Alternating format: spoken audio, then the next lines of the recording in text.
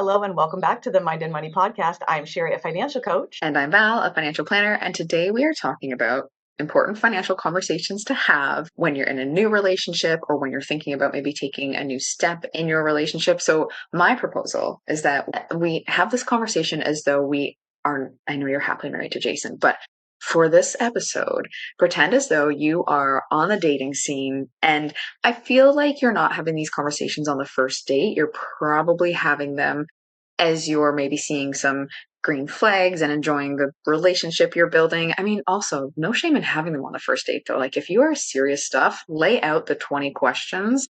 But these are some questions that we would encourage you to ask, and that if we were out there, we would be asking. So, Sherry, over to you. What is something that you think is important that needs to be talked about? I think probably now I would have those conversations way early. Be like, I know this is a first day, but let me interview you when it comes to money because of the realm that I live in. But I think you're right. They're not necessarily like out of the gate, but when you start to see things going well and you think that there might be a future, especially if there's things that are deal breakers. So if there's something that is a deal breaker for you financially, you don't want to wait until you've been living together for a year or you're engaged, or you want to have those conversations early. So first question is not so much a specific question, but to ask yourself, what would be a deal breaker financially? Like, what would make you run the other way from a relationship? Maybe that's if somebody like doesn't have money set aside, they don't have any savings, they have a lot of debt, they have whatever that is. If there is something that is a huge red flag that could or would very likely have you running the other direction, the sooner you ask about that,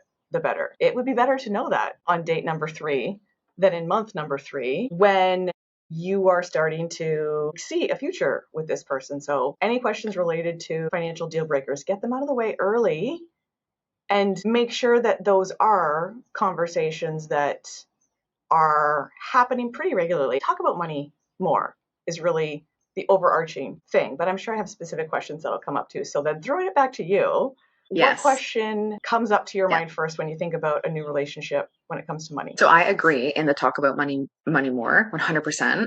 And then I feel like it's from there, if I were a listener, I'd be like, okay, and how do I talk about that? Because if you bring it up and let's just say something like this, maybe you're going, I like where this is going, but I need to make sure that we have hard conversations about finances or just honest conversations about finances. And if there is a reaction such as like, you're only in this for money or you're only going after these things, pay attention to the reaction. There's probably going to be some discomfort because most people have discomfort when talking about finances. That's pretty typical, but gauge the reaction. And I love that piece of asking yourself first, like, what am I not okay with?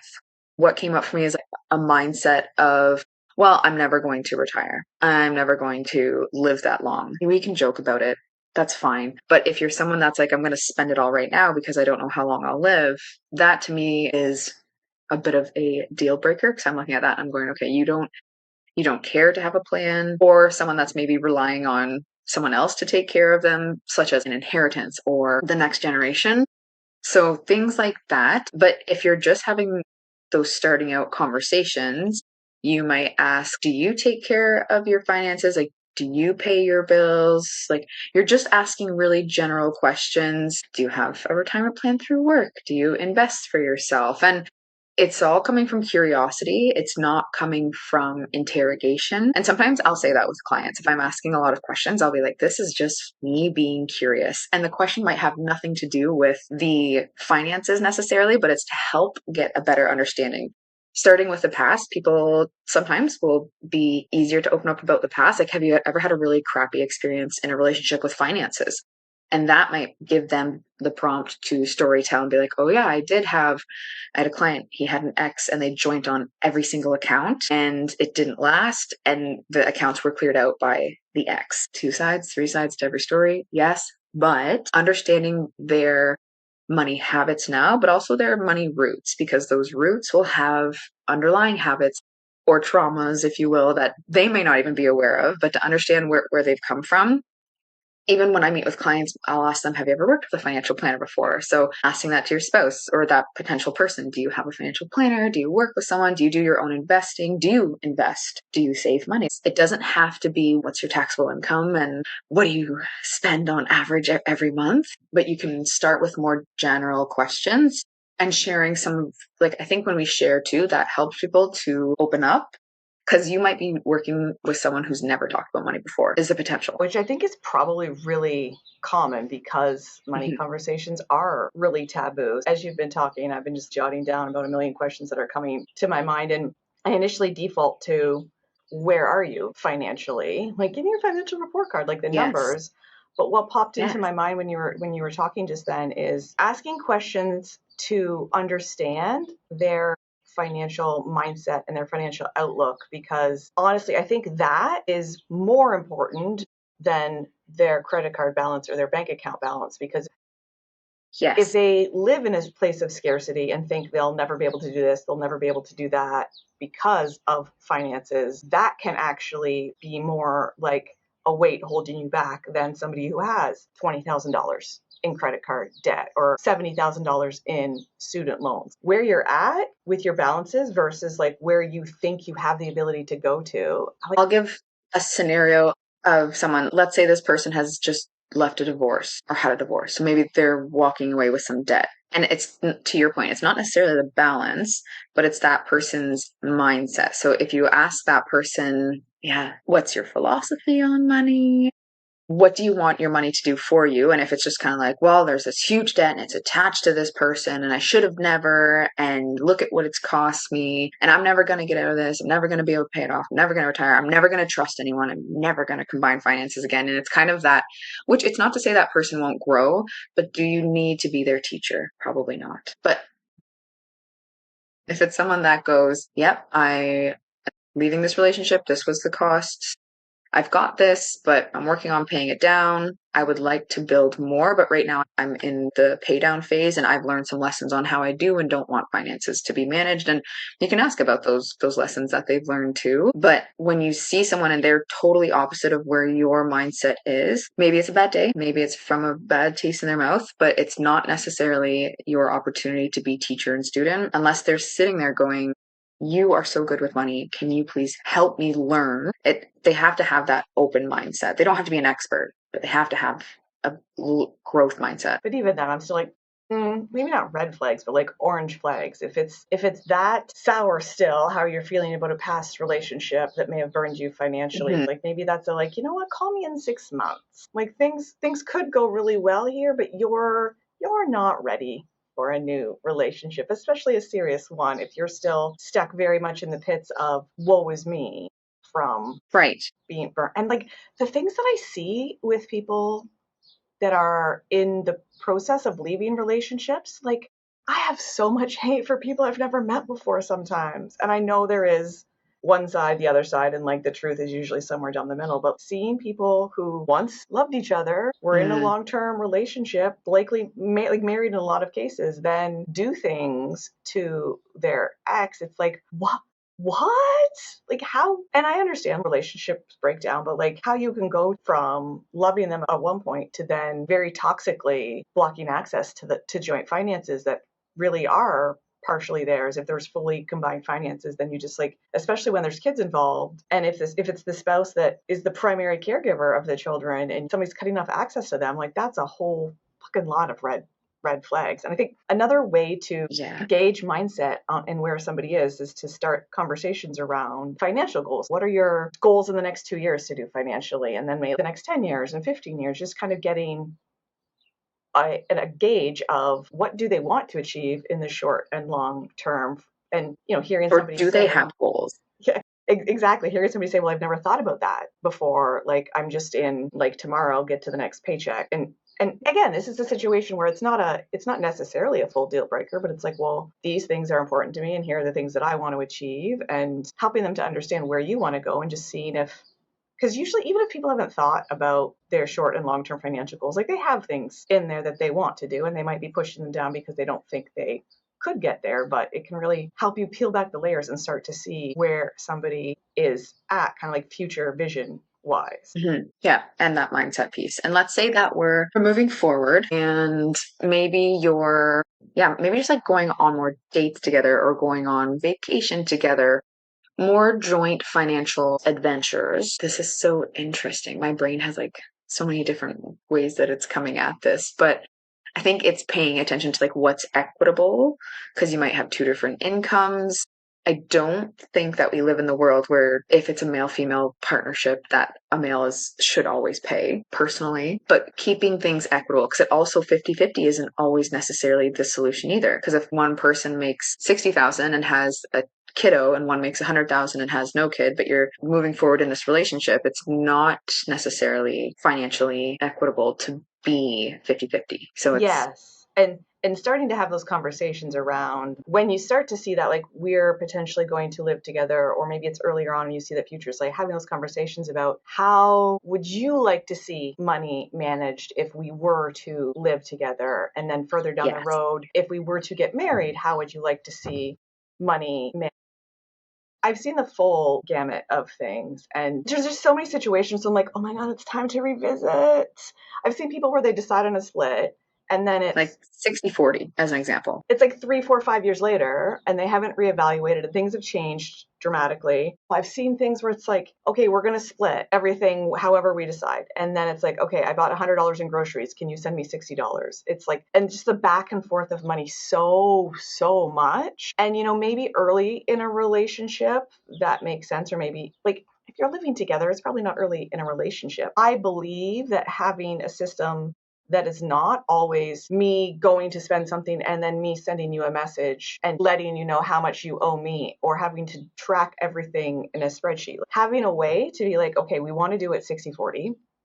And here's our household like joint expenses, and how can we either split these bills up so that it's managed based on our split, but we're not always having to request money from somebody else.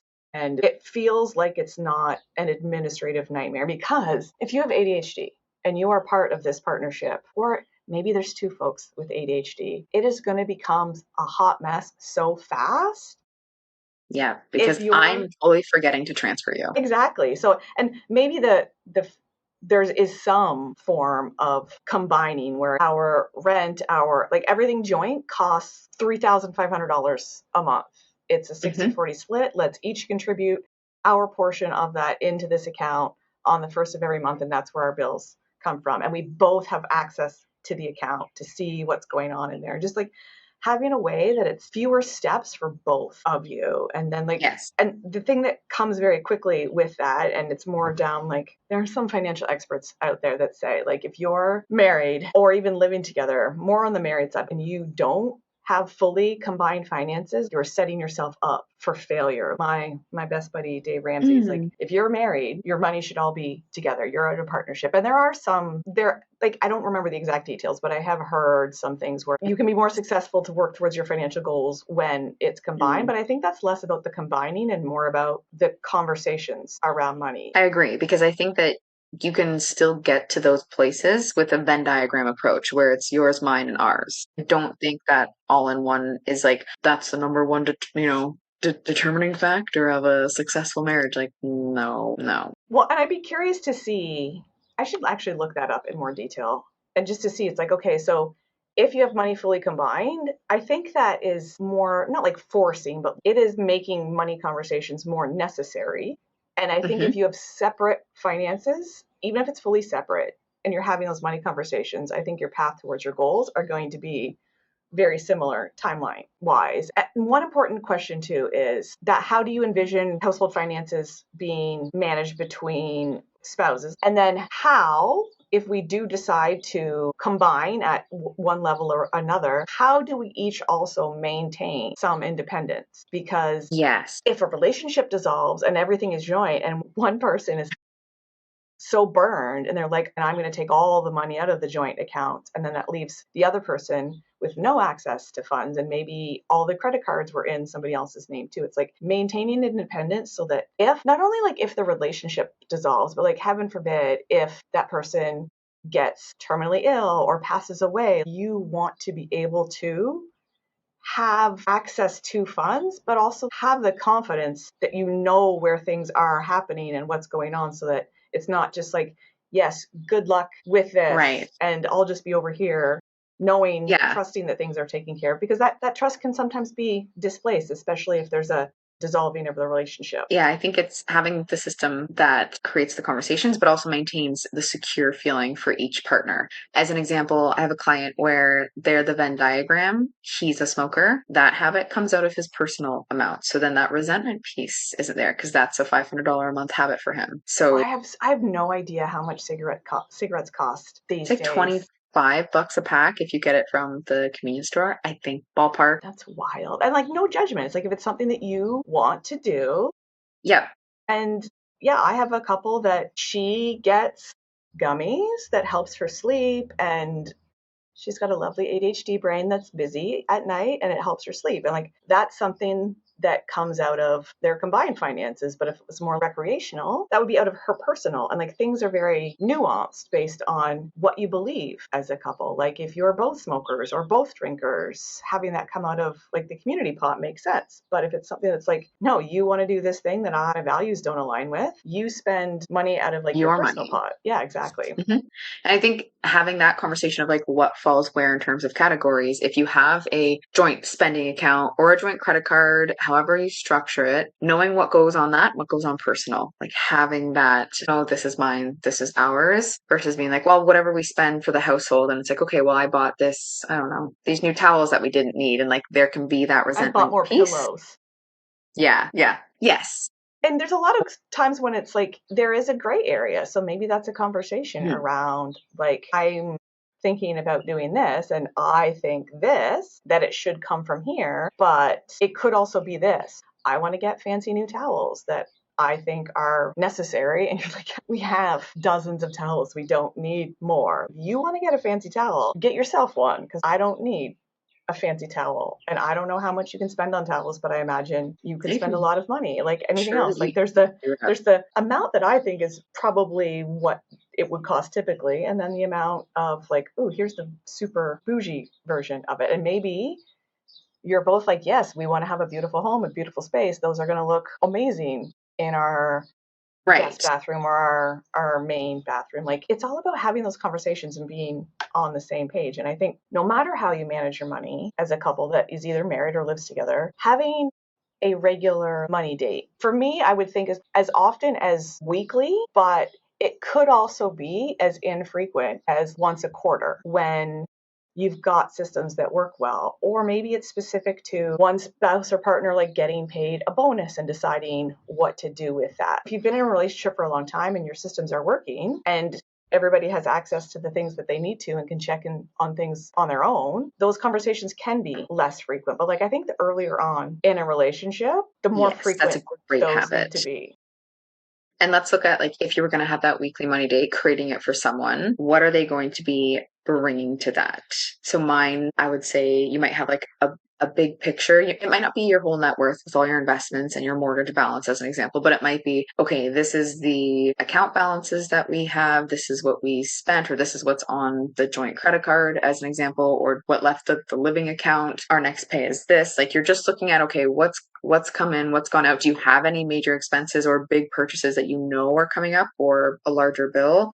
So sitting down and having a bit of a business meeting around your finances. Is there something that you would add to that, Sherry? Kind of hinted at it, but more of like the looking at the cash flow. It's like, you mentioned all of the things. Is like, what upcoming expenses, when is the next pay? But it's like, what's our anticipated balance going to be in our main account or our spending account before we get paid next? Like, is it something where we're like, oh, that's going to be tight, we need to like do a freezer challenge because we don't have a whole lot of grocery wiggle room, or just kind of like that future planning.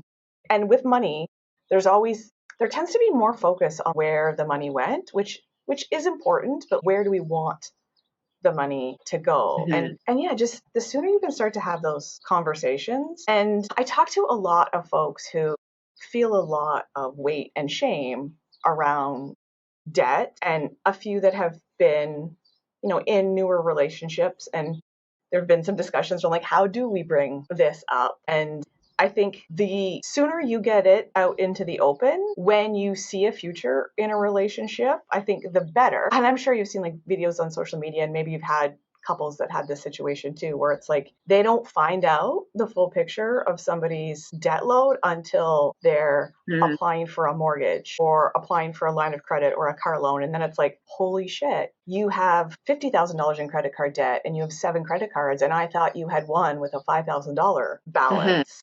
Like, we don't want to get there. And it's probably not something that you're like, first date, I have $50,000 in credit card debt, but we don't want to keep that in the dark. And to your point, it's not maybe every transaction, but it's understanding like what got us here. What's the habits? Was there a crazy event? What grew this pile of credit card debt? And how are you handling it? What's your plan? And maybe they don't have one, but if they do, like asking what's their plan to work on it, having the conversations. If they have debt, especially if it's high interest credit card debt, like student loans, especially in the US, can be a whole nother ballgame. But if they have credit card debt, understanding how it came to be is a big piece of the puzzle, because maybe somebody lost their job and they were unemployed for 8 months, 10 months, 12 months, and they had to use their credit card for their living expenses. They had no alternative because you need to eat still, even if you don't have a job. Or maybe it's, somebody had a major car repair. Maybe they had a car accident and their insurance company gave them $2,000 for a car that was getting them reliably from point A to point B, and they couldn't buy a car. It's like there's all these different situations that can happen. And the biggest concern for me, if I were on the other end of that conversation, would be there wasn't really anything big. It's $10,000 now. And a year ago, it was 5, and nothing major really accounts for that. So just overspending a little bit every month, which happens. And it's more about the awareness. But yeah, you don't, especially early in a relationship, you don't want to have that shift to be like, okay, now I'm going to be your person that helps you with your money, because there's enough things going on in a relationship. So it's like, yes, this is a concern for me. What actions are you taking to try but also not taking over and being their coach? Yes, because it's like you don't want to have that responsibility of I'm now guiding you with your money, which I think would be very challenging for me if I were in a new relationship or starting to date and be like, you have all these challenges with your money. It's like trying to not put my coaching hat on and be like, I can help you. I have a solution for that, and not carrying it for them.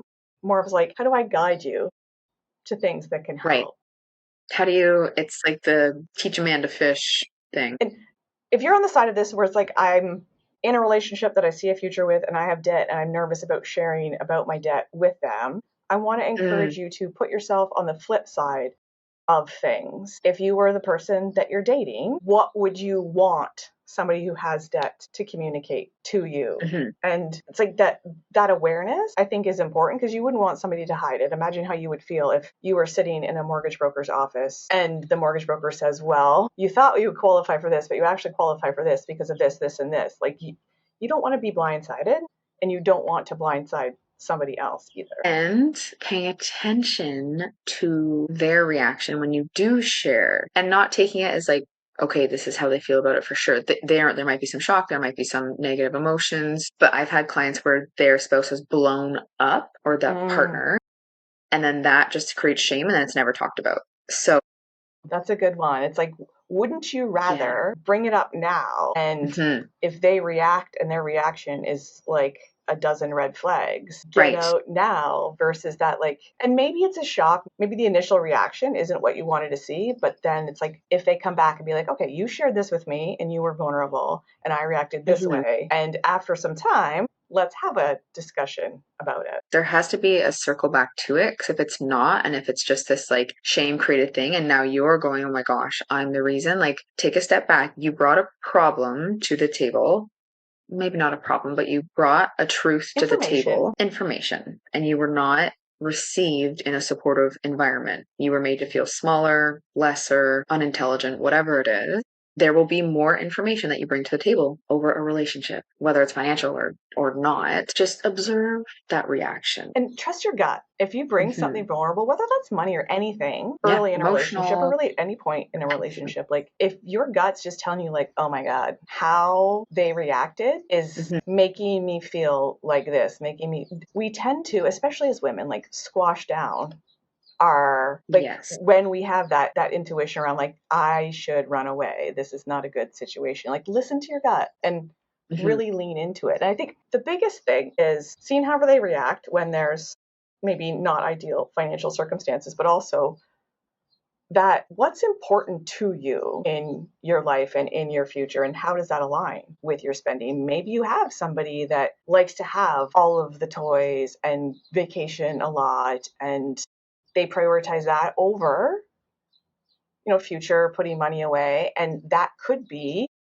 too opposite to work, because if you're feeling right now like, oh, he just bought a four-wheeler and now there's like this other toy. So just thinking about what's important to you. How do you want to spend your money, and does that align with how I want to spend my money, and does our philosophy around saving align? If one of you wants to buy a house and one of you's like, not for me, I'm gonna live in my mom's basement forever, very different goals and values. So just like, and I think very similar to the Venn diagram of accounts in terms of values and money philosophies or money outlooks. It has to be a Venn diagram. It doesn't have to be two circles perfectly overlapping and everything aligns and everything is perfect, but there has to be a good chunk in the middle that you are on common ground. That is the boat that you're both in. There will be some outliers, but there has to be some common ground where you align and you're like, yeah, okay. If not, I think you end up being a little destined for resentment, very toxic patterns, habits coming up. Like I think you have to have some common ground. Yeah, and I think if you see that you're really far apart early on, there's a very good likelihood that you're going to continue to get further apart. And if the most important things, you have vastly different outlooks on them, it's going to create so many challenges. Because if you're dating somebody now and they're like, let's go to this bougie restaurant where we're going to spend $700 on a meal, and you're like, I would rather just like stay at home in my pajamas and order takeout, there's a lot going on there that's like, not only is it different like money philosophies, but different like how I want to spend my time philosophies and beliefs too. Absolutely. So it's like having those conversations early, and I think earlier than is comfortable, because your time is important, and the more time you invest with somebody new in a relationship, if you get further down that path of, this is something we want to pursue, and you don't have those money conversations until very far down the road, and there are those red flags, then it's like, ooh, I've spent 6 months, 12 months, 2 years with getting to know this person, and there were some but still quiet flags about things, because we're avoiding and tiptoeing around the conversation. Get it out in the open now, have the conversation, and if it's not path of alignment, like get out while the getting's good. You're right, even if it is 2 years into that relationship. And if you're listening to this, you're probably going to be the one that's going to have to bring up the topic. Send them this episode. Say, hey, I listened to this. I want to have a conversation. But also know that you will very likely be the one that is opening the door and saying, come on into this room. This is what I would like to talk about. If you're both there and you're both like, yeah, open that door. Let's go talk. Awesome. But usually one is a couple steps in front of the other, but hopefully not a whole track. And trust your gut. Trust your gut to bring it up when the time is right. Trust your gut to look for those green flags, those red flags, and just be able to have confidence in yourself and what you're feeling. And if you're not getting a good vibe when you bring up those conversations, know that like you're important, your time is important, your money is important, and it's better to be single than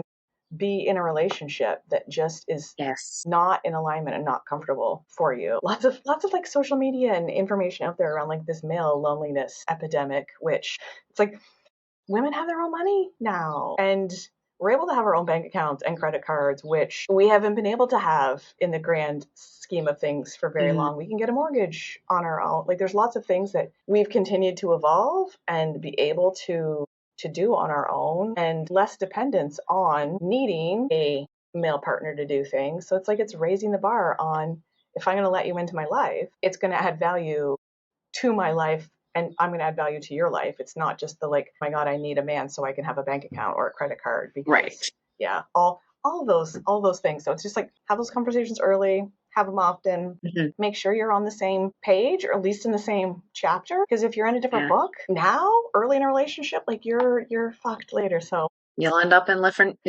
different libraries. So trust yourself, tune in, ask the questions, and don't be afraid to be the conversation starter. Exactly.